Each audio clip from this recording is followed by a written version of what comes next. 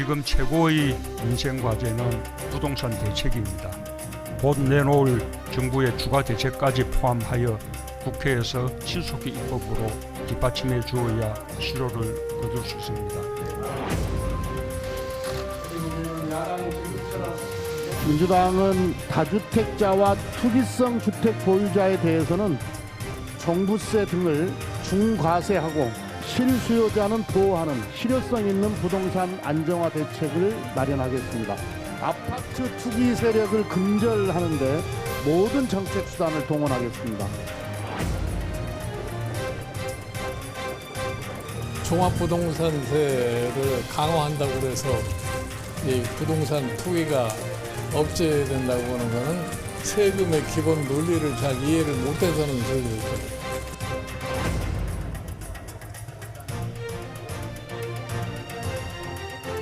이 정권 들어서 이미 종부세를 한 차례 올렸을 뿐만 아니라 과표도 3년 내에 올렸습니다. 과표 3년 내에 올리고 종부세를 올렸음에도 불구하고 안 잡히는데 또 종부세를 올린다. 전혀 앞뒤가 안 맞는 정책. 김현미 장관을 빨리 교체해야 합니다.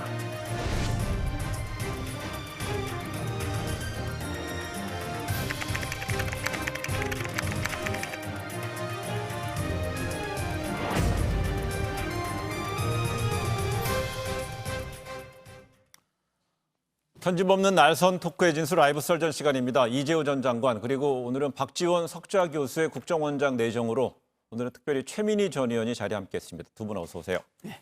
예. 이 장관님 예. 서운하세요? 옆에 같이 하시던 분이 이거 국정원장 오래 같이 했는데 예 뭐 좋은 자리로 갔으니까 좋은 자리예요? 좋은 자리죠. 어떤- 하기에 따라서는 예 잘할 거로 보시나요?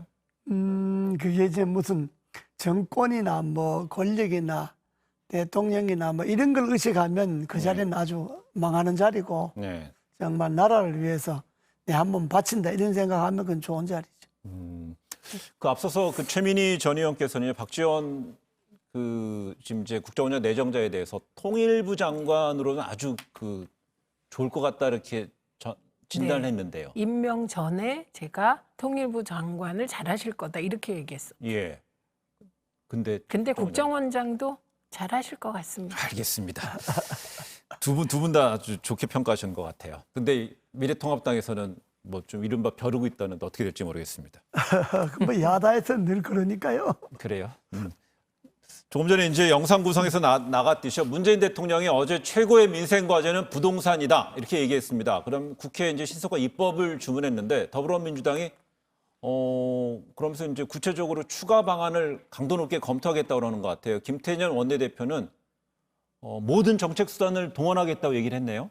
그러니까 핵심은 역시 종부세 강화입니다. 예, 보유세. 예, 보유세를 강화하는데 여기서 문제는 김종인 비대위원장이 오늘 되게 좋은 지적을 하셨습니다. 그 내용은 종부세를 올리게 되면 종부세의 부담을 지게 되는 주택 가진 분들이 이걸 임대하는 분들에게 그 고통을 전이시킨다, 피해를. 이런 지적을 하셨어요. 그러니까 정부 여당이 부동산 관련하여 대책을 마련할 때 종부세 강화를 했을 때 올 수 있는 역기능이 있잖아요. 네. 그 역기능 부분을 최소화할 수 있는 대책. 그러니까 임대차인들을 어떻게 보호할 것인가. 임차인들요. 임차인들. 예. 그러니까 임차인들 보호를 위한 대책을 같이 마련해야 된다는 지적을 해주신 거라 예. 저는 이제 국회에서 부동산과 관련하여서는 그런 식으로 여당 대책의 역기능에 대해서 야당이 지적하면 그 부분이 보완돼서 순기능적인 거라는 거예요. 그래서 그게 합쳐져서 조금 지금 이 시점에 할 수 있는 그 최소한의 완벽한 대책, 예. 100%는 아니지만 그런 대책이 나왔으면 좋겠습니다. 근데 사실 이 보유세를 올린다고 해서 단기적으로 투기 수요가 억제되고 주택 가격이 안정화되냐? 그거는 아니죠. 예. 사실은 보유세를 올리는 건 장기적인 투기 억제 대책이고 세수를 조금 높이는 대책은 되지만 예. 단기적으로는 예를 들면 주택 그 임대 사업자에 대한 특례 폐지라든지 갭투자인지 갭투기인지에 대한 대책도 필요하겠죠. 부동산 관련해서 관심 되게 많으시네요. 이 정부의 부동산 그 정책이 지금 뭐 21번이나 대책을 마련했는데 대책 마련하고 난 다음에 항상 값이 뛰고 뭐 그러잖아요. 그래서 이 정부 3년도 안에 뭐 그 56%인가 뭐 올랐다 이제 이렇게 이야기하는데 나는 그게 간단하다고 봅니다. 첫째는 이 장관이요. 예. 적어도 이 부동산 문제나 이런 문제에 대해서 좀 전문성이 있어야 됩니다. 지금 김현미 장관 얘기. 예, 장관이요. 이 국토부 장관이 우리가 이제 그 내각에서 장관을 해보면 그 분야의 전문성이 없는 사람을 장관을 해놓으면 꼭 사고가 터져요. 네. 그러면 그 우리 때도 뭐 그런 일이 있었는데 빨리 그 장관을 교체를 해줘야 새로운 대책이 나옵니다. 근데 내가 볼 때는 첫째는 장관의 전문성이 없는 사람이 그 자리에 앉아 있다는 거고, 두 번째는 이 현실과 동떨어진 대책을 계속 내놓는 거예요. 특히 A 지역에서 규제해 놓으면 B 지역 값이 올라가고, 네. B 지역 규제해 놓으면 C 지역 값이 올라가고. 이거는 간단하잖아요.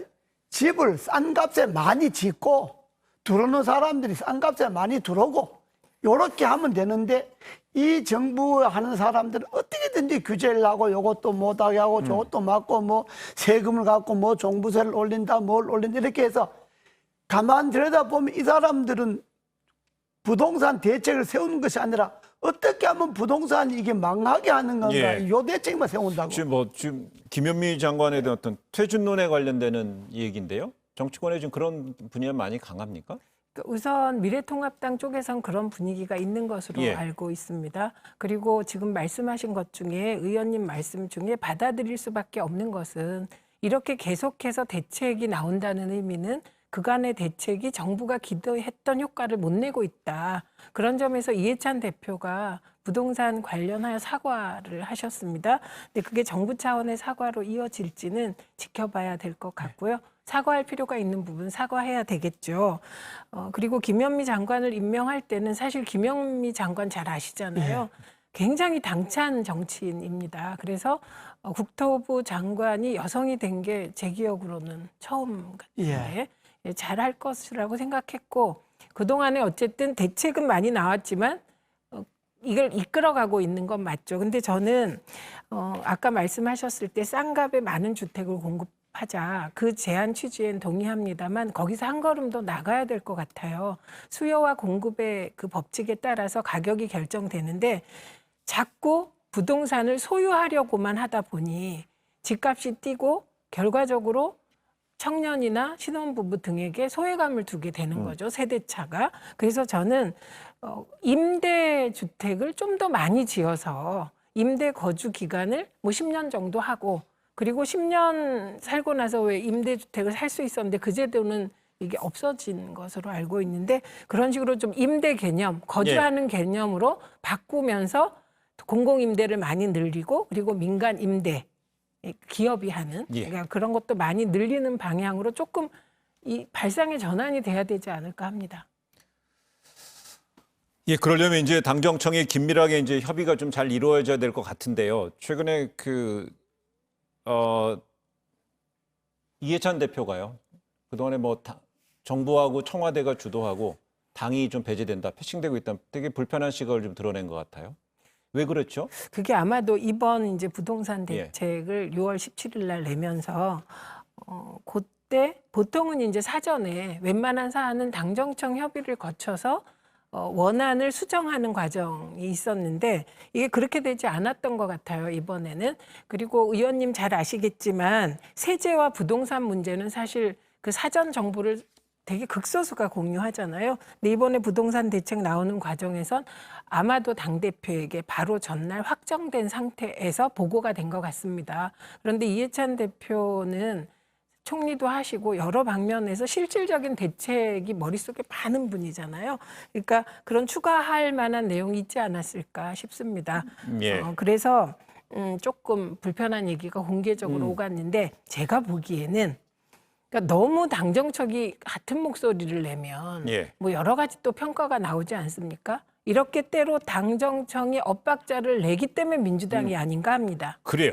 근데 이게 우리가 이제 뭐 정부도 있어 보고 당에도 있어 보면 당은 되게 현실적이에요. 왜냐 그러면 국회의원들이 다 지역구 출신이고 늘 국민들을 수시로 접촉하고 여론을 들으니까.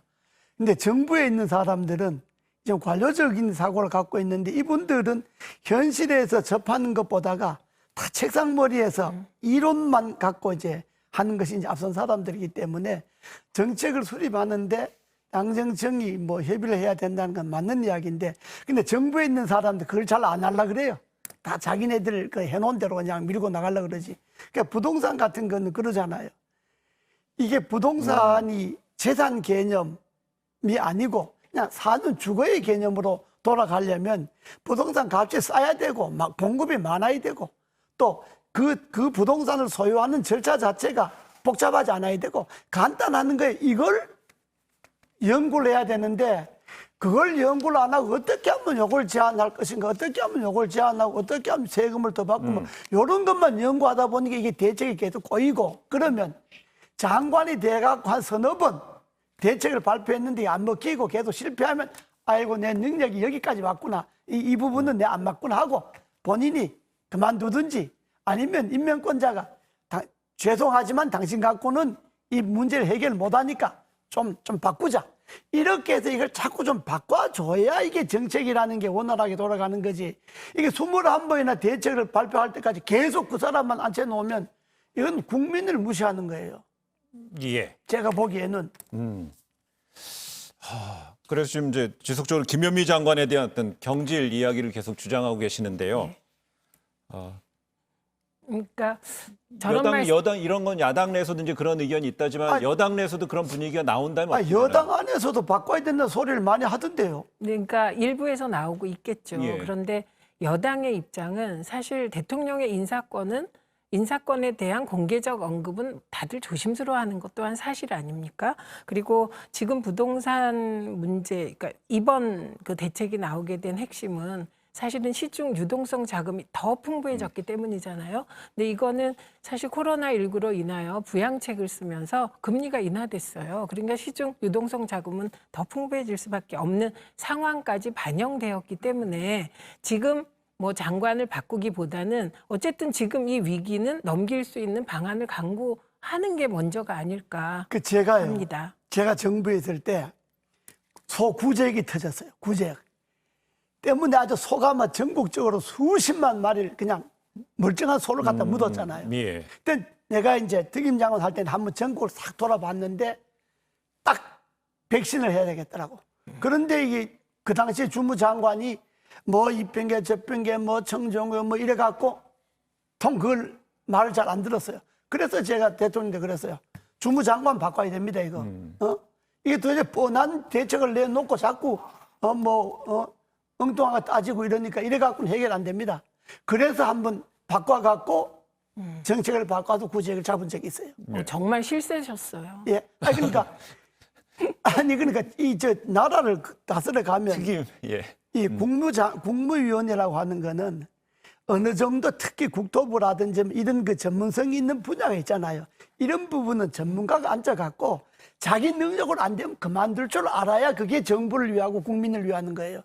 그 자리가 무슨 벼슬 자리고 줄기차게 앉아있으면 그건 정부도 손해보고 국민도 손해보는 거예요. 근데 지금 말씀이 원론적으로 맞고요. 그런데 사실 김현미 장관도 총선 출마를 위해서도 나오고 싶어 했던 적이 있습니다. 그러니까 김현미 장관이 자리로 보고 있는 것 같지는 않고요. 그다음에 지금 말씀하셨듯이 대통령께서 주호영 원내대표와 이렇게 원내대표 만났을 때 그 자리에서 정무직 장관, 그게 이제 특임 장관이겠죠. 장관을 좀 두면 어떻겠냐는 제안이 나왔었잖아요.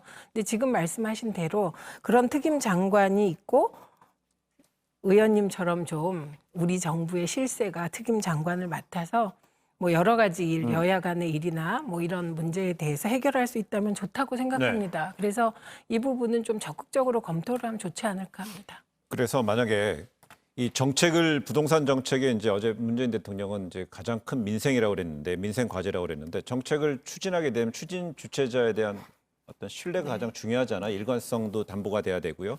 그런 측면에서 당정청 중에 분명히 그 정당, 여당은 중요한 어떤 의사결정권자 중에 하나잖아요. 근데 앞서서 그 더불어민주당은 총선에 앞서서 21대 총선 출마자들에 대해서는 2년 안에 한 채만 남기고 나머지 처분한다는 서약을 받았는데 어제 그 김태년 원내대표가 어제 뉴스룸 인터뷰에서 시행시 앞당기겠다고 얘기를 했습니다. 네. 이게 좀 실행력을 가질 수 있을까요? 근데 그게 말은 뭐 자리를 갖고 있는 사람 뭐 당의 간부직을 갖고 있는 사람이나 청와대에 뭐 책임지고 있는 사람들은 그렇게 쉽게 이야기하지만은 집을 당장 팔고 뭐 이런다는 게 그게 쉽게 되는 게 아니라 오늘 내놓는다고 내일 팔린 것도 아니고 네. 그건 쉽지 않을 건데 이거는 여당으로서는 실기를 한 거예요. 선거 전에 끝내서야 되는 거예요.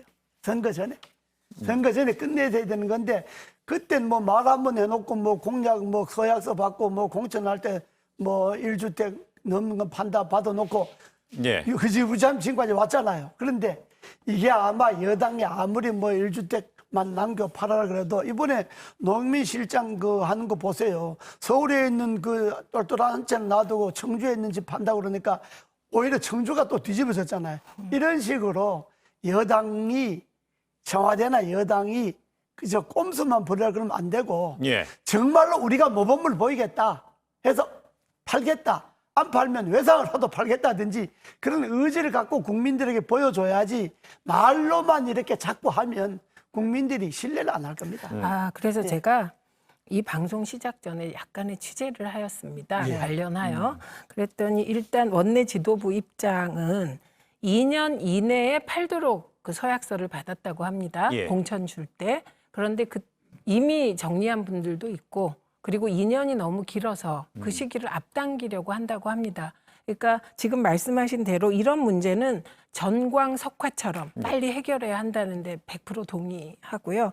그리고 이제 노영민 실장 얘기가 자꾸 나오는데 저는 이제 그게 노영민 실장이 앞으로 알아서 적절하게 뭐 강남 주택에 대해서 뭐 태도를 취하리라고 생각을 합니다. 예. 그런데 집이 두 채였을 때 한 채에는 그 자식이 살고 있었다는 거 아닙니까? 그러니까 그 나가라 판다 이게 조금 뭐 불편한 사항이 있었던 게 아닐까 합니다. 그러나 그것이 결과적으로 정치권에서 지금 말씀하신 식의 그 강남 집을 안 팔았다 이런 식으로 해석이 된다면 네. 이제 문재인 정부의 책임 있는 공직자로서 뭐 어떤 선택을 하시지 않을까 생각합니다. 근데 공직자들이요. 공직으로서 명예를 갖든지 아니면 돈을 갖든지 둘 중 하나를 택해야지. 돈도 벌고 명예도 갖고 권력도 누리고 이렇게 생각하면 안 되는 거예요, 공직자들이. 근데 지금 말씀하실 때 노영민 실장이 무슨 집을 여러 채 갖고 있었다거나 이건 아니고요. 그래, 예를 두 들어서. 채가 있었는데 한 채는 충북에 있었습니다. 네. 그래서 애초에 기준을 세울 때는 서울에 한 채 그리고 지역에 한 채 있는 것까지는 허용이 처음엔 됐었어요. 그런데 이제 점점 부동산 문제가 생기면서 국민들이 요구하는 기준이 높아지면서 지금 그 기준에 맞춰가는 과정이 아닐까 생각합니다. 그렇습니다. 내가 꼭 무슨 뭐 노영민 실장을 지적해서 이야기한 거는 여권의 지도부라는 사람들이 생각이 항상 우선 모면하고 보자 이런 식으로 생각이 나가기 쉽고 예. 없는 사람들은요. 한 달에 400~500만 원 받는 월급 받는 사람들이 24년도 안에 10원 한 장 안 쓰고 번 것 그대로 다 모아야 서울에 아파트 한 채 산다는 거예요. 그런 사람들이 볼 때 지금 집을 두 채, 세 채 가졌다. 뭐 1년에 집값이 5억이 올랐다, 10억이 올랐다. 그것도 정치인들이나 뭐 고위공직자들이 그런 것이 뉴스에 날 때 그 사람들이 박탈감을 생각해야죠. 우리가 정치를 하려면 저런 사람들이 서민이 박탈감을 갖지 않도록 하기 위해서 정치를 하는 건데 자기들은 뭐 계속 좋은 자리에 노는 자리에 집 한 채, 두 채 갖고 있고 집값은 1년에 뭐 예. 5억 올라갔다, 10억 올라갔다. 이렇게 하면 안 되니까 정부를 운영하는 사람들이 그런 데 신경을 써야 되는 거예요. 맞습니다. 그 도덕적 정책 위반자들의 도덕성, 정책 위반자들의 진정성 이 부분이 높게 담보되면 될수록 정책의 신뢰도나 효율성 높아지니까 그 부분 동의합니다. 근데 너무 노영민 실장님이 막 다주택자인 것처럼 예. 표본인 것처럼 되는 것은 그것도 또 약간 무리하다고 생각이 알겠습니다. 되네요. 그 현재 더불어민주당이 여당이 된 것은 2017년 5월이었죠. 그 이전의 여당은 또 현재 미래통합당이었고요. 그렇습니다. 그렇죠. 10년을 예, 거슬러 예. 9년을 거슬러 올라가게 되면요. 그렇습니다. 그럼 현재 부동산의 문제는 지금 현재 이 시점에서 문제였지만 지속적 문제가 돼 왔잖아요. 그럼 여기서 야당에서는 민주당만을 공격할 수 있을까요? 왜냐하면- 야당에도 다주택자들이 비율상으로 물론 많다잖아요. 있죠. 그러니까 야당의 다주택자들도 있는데 문제는 이 정책을 운영하고 정부를 운영하는 것이 지금 여당이잖아요. 네. 그러니까 정부를 운영하는 사람들이 먼저 도덕적 규범을 보여주고 난 다음에 야당 당신네들도 할 말 없지 않냐 뭐 이렇게 이야기해야 되는 거지.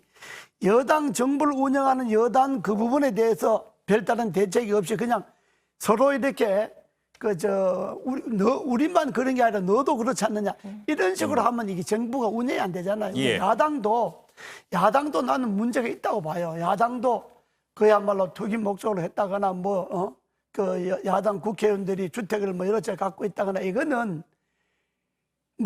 자본주의 국가에서 재산 많이 갖고 있는 게 죄냐 그런 차원에서 일할 것이 아니고 그 사람들은 어쨌든 선택된 공직자잖아요. 국민의 네. 대표잖아요.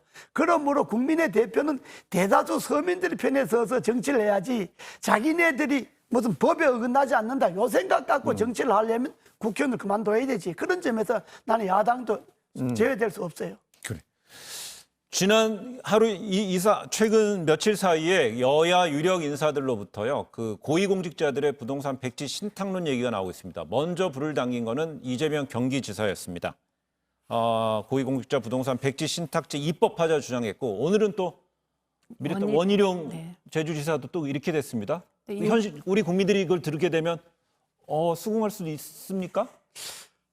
그렇죠. 그렇게 그렇게 꼭 되진 않겠지. 예. 되진 않겠지만은 그래도 어쨌든 고위공직자들이 지금 이게 부동산 문제가 전 나라를 시끄럽게 하고 있으니까 뭔가 이 기회에 정말로 국민들이 그 시원하게 잘했다. 진짜 그렇게 해야지. 이런 대책을 내놔야만 되는 그런 시점이에요. 그러면서 백지 신탁 이런 게 문제가 아니라 팔아야죠. 자기 살 집만 놔놓고 나머지는 팔아야죠. 그 이재명 지사가 이 말을 하면서 전제로 단 게 있습니다. 예.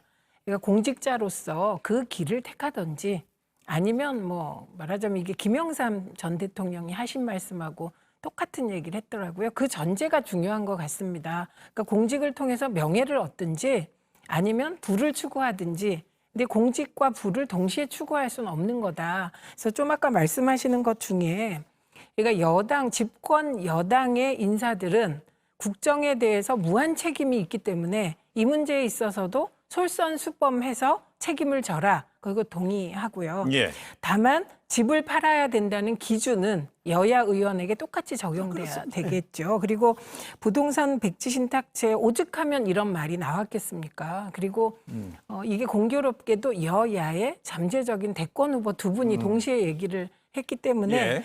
저는 이 부동산 백지 신탁제는 지금 정치권에서 논의되기에는 이른감이 있지만 차후 대선에서는 기본소득과 함께 이것이 논쟁의 한 초점이 되지 않을까 합니다. 그래요. 이 부동산이라는 건 말 그대로 안 움직이는 자산이잖아요. 그런데 여야는 지금 4년마다 바뀌고 정권도 5년마다 만약 바뀐다면 이런 어떤 여야 간의 부동산 정책의 좀 차별성이라든지 차이 때문에 더 혼란이 있을 수 있잖아요. 지금 부동산만큼은 이재호 장관이 어떻습니까? 여야가 머리를 맞대고 그렇습니다. 통일된 정책을 좀 내는데 맞습니다. 딴소리 내지 않아야 되지 부동산 딴 것도 그렇지만은 특히 지금 우리나라에서 부동산 정책은 여야가 단일안을 내놔야 합니다. 합의해갖고 네. 단일안을 내놔야지 여야가 경쟁적으로 무슨 이 안 좋다 저 안 좋다 해갖고는 싸우면 되는 거고 이 문제는 여야가 머리를 맞대고 단일안을 만들어야 돼요. 그래야지 나중에 만약에 대선에서 정권이 혹시나 바뀐다 하더라도 정권 바뀌면 어떻게 되겠지 이런 어떤 기대감이 없어야 된다는 얘기예요? 그렇습니다. 그러고 단일안을 내놔야 국민들이 피해를 안 보잖아요. 네. 예. 네, 좋습니다. 좋은 좋을 뿐만 아니라 예.